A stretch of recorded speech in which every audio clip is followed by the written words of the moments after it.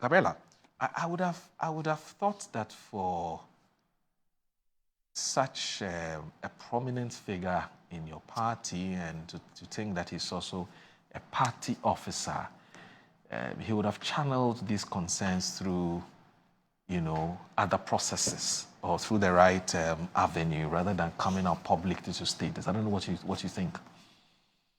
Let me say good morning to our viewers. Good morning to you, Moro, once again. You do have a point, and I think that in actual fact, that is what Comrade Yamin should consider doing, because I think that an officer at his level, he's part of NEC, and NEC has all kinds of meetings and discussions around all kinds of government policies and programs and how the party can support government to achieve that aim.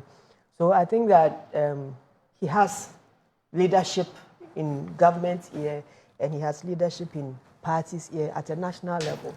So he could have used that platform to, if he has intelligence of these things going on.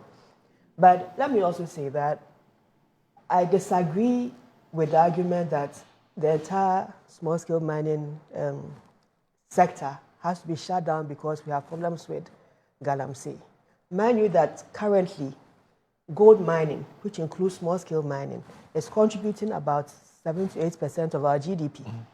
The tax revenues coming in, I think, if my mind, export revenue actually is about almost 50%. It's from gold proceeds. Right. And we are currently #1 on the continent, if not the world.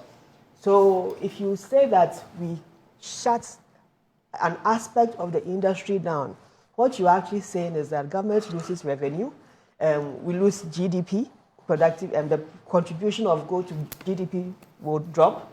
You are saying that... but except that in the case of Yamin, he's asking for the task force to be disbanded. That's what he's calling for. You see, the task force issue, here's what I've observed about it, what is going on with all these task force. I think that the most recognized one is the one that is spearheaded by the Ministry of Lands. NIMOS. Yes. However, there are some officers who, in their capacity within the mining space, are also doing all kinds of stuff. But as much as we think that it is a fight that everybody must have their hands on, you need to have that central command that organizes everybody. Yeah.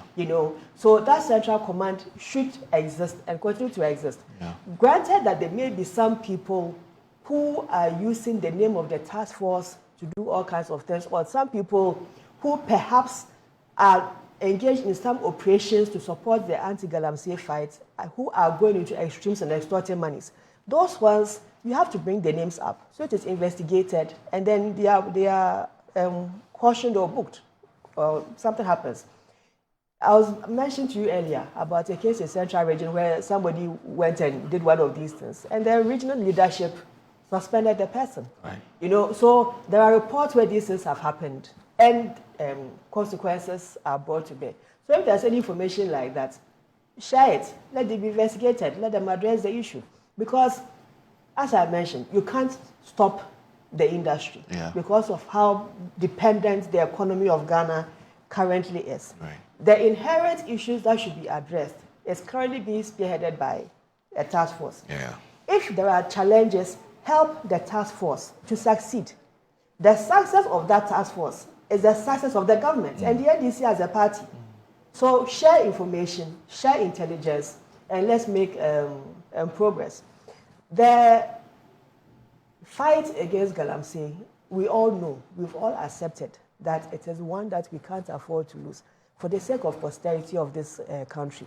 We have young people who, unfortunately, because this is what is the sustenance in their communities, their whole existence is now mining, not farming. When you go to rural communities like Moro, 14-year-olds, 15-year-olds, some even as young as 8, 9-year-olds are in the pits.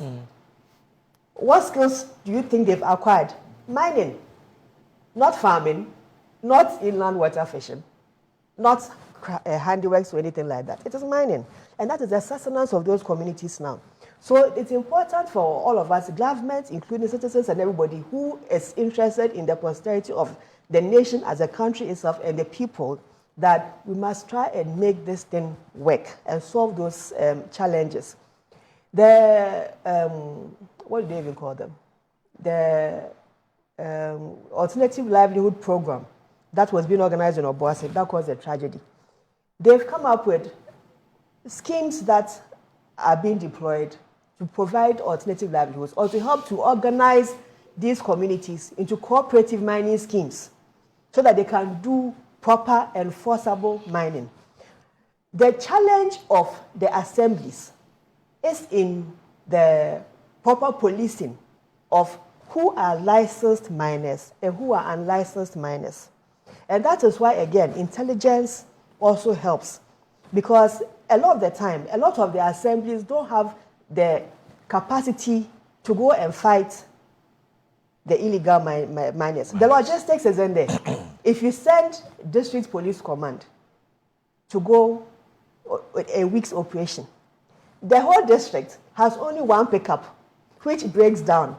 How are they going to get from station, depot, to even mine sites and look at the rugged terrain that these sites are? So it is a big challenge, but it is something that we must enforce and make sure that for the sake of posterity of all of us, we're always talking about our waters being destroyed, the lands being destroyed, vegetation is going, cocoa farms are going. The last time I was so sad when I saw that in actual fact they've now added even cashew plantations to the list of cash crops that are being destroyed for mining. And unfortunately, it's very tragic. But again, you are making people come to a certain realization that it pays more to do mining than for them to be into plantation agriculture for whatever it is. And people are selling their farmlands, cocoa farms, palm plantations, rubber plantations, cashew farms, willingly to enjoy the proceeds of illegal mining. So that tells you that there's a problem that has to be addressed. And it is economic, it is political, and it is social. And yes, it is environmental. How are we fixing that problem? The first key is the task force, and to give them the support. I've seen videos this past week where the IGP also has a team that also goes around to clamp down on illegal miners. Fantastic. All hands on deck. So if you have intelligence of people who are extorting monies and all these things, if there's something that is going on in the operations of the anti-Galamsey task force that you think that it could be better, bring it up, give it to leadership. Let's continue to fix a problem. It is better to fix a broken problem to still continue to get to an ultimate destination than to avert completely. And then you lose the gains that you have made. This Blue Water Guard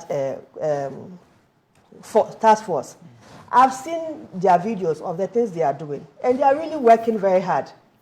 I mean, young men and women throwing themselves into rivers, swimming, just to get a shangfangs to burn. You know, and these are not even clean waters. These are dirty chemical waters that they are forcing their way to destroy all kinds of stuff so that they can solve an eco problem, an environmental problem, a Ghana problem. So we should give them the support. Based on everything that you said in opposition and your, first of all, your criticism of the Etoile administration and how you promised to tackle Galamsey when, and of course, when Ghanaians give you the nod, or if and when Ghanaians give you the nod. Would you say that 8 months down the line, you have been impressed with the government's fight against illegal mining? And what would be your reason? I'm not disappointed. That is a fact. And I'm not disappointed because you use the word impressed, and I'm using disappointed because I'm coming from two extremes, but I'll land in the middle. Okay. I'm not disappointed because I have seen the evidence of an anti-Galamsey movement operation ongoing. I've seen excavators being dragged out of pits. I've seen young boys being chased out of pits that they didn't have license to operate. I have seen guns and ammunition being taken out of pits. Okay? I have also seen people who are being swallowed up by muddy waters because they are doing the thing not the right way. I have seen people who are dying because their sons, the latrites that they raised, fell on them and it has killed them. I've seen videos of all those things. I've also seen people whose farms have been left flooded because somebody deliberately triggered a stream so they can take over that farm, that land. Have I seen improvement? Yes. Is it a successful fight? It is a fight that is still ongoing. From the way it is proceeding, I can tell that they will chalk more successes than failures. Okay. Because the commitment, first of all, is there. Okay.